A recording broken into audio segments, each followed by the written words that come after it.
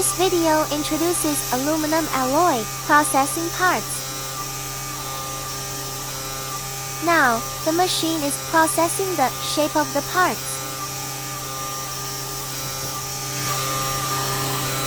This is a processed component.